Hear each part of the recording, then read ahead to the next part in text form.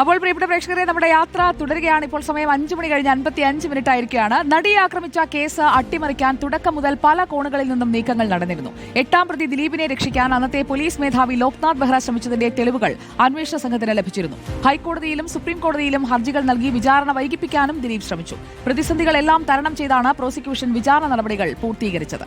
8.5 വർഷത്തെ നിയമ നടപടികൾക്ക് ശേഷം തിങ്കളാഴ്ച കേസിൽ വിധി പറയും.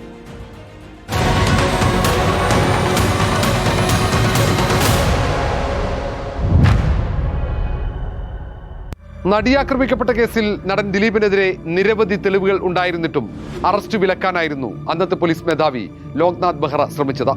ഒടുവിൽ മുഖ്യമന്ത്രി പിണറായി വിജയന്റെ അനുമതി തേടിയാണ് അന്വേഷണ സംഘം ദിലീപിന്റെ അറസ്റ്റ് രേഖപ്പെടുത്തിയത്. ഈ കാലഘട്ടത്തിൽ ദിലീപും ബെഹ്റയും തമ്മിലുള്ള ചില സംഭാഷണങ്ങൾ ദുരൂഹമാണ്.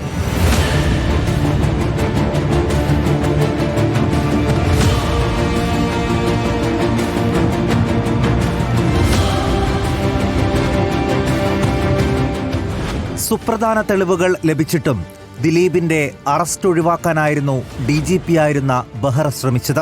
2017 ജൂലൈ 10 ദിലീപിനെ കസ്റ്റഡിയിലെടുത്തപ്പോൾ വിട്ടയക്കാനായിരുന്നു നിർദ്ദേശം. ഒടുവിൽ മേൽനോട്ട ചുമതലയുള്ള ക്രൈംബ്രാഞ്ച് മേധാവി B. സന്ധ്യ ദിലീപിന്റെ അറസ്റ്റിന് മുഖ്യമന്ത്രിയുടെ അനുമതി തേടുകയായിരുന്നു. നേരത്തെ ദിലീപിനെ ഒഴിവാക്കി തിരക്കിട്ട് കുറ്റപത്രം സമർപ്പിച്ചതും വിവാദത്തിന് വഴിയൊരുക്കിയിരുന്നു.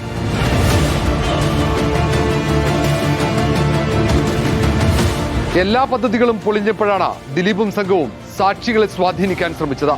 ഇതുവഴി കേസ് അട്ടിമറിക്കാൻ കഴിയുമെന്ന് ഇവർ കണക്കുകൂട്ടി. പീഡന ദൃശ്യങ്ങൾ ഉൾപ്പെടുന്ന മെമ്മറി കാർഡ് നിയമവിരുദ്ധമായി പരിശോധിച്ചതിലും അട്ടിമറി നീക്കം സംശയിക്കുന്നുണ്ട്.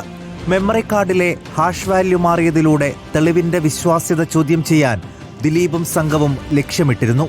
പ്രോസിക്യൂഷന്റെ നിർണായക നീക്കങ്ങളിലാണ് ദിലീപിന്റെ ഈ ഗൂഢപദ്ധതികൾ തകർന്നത്.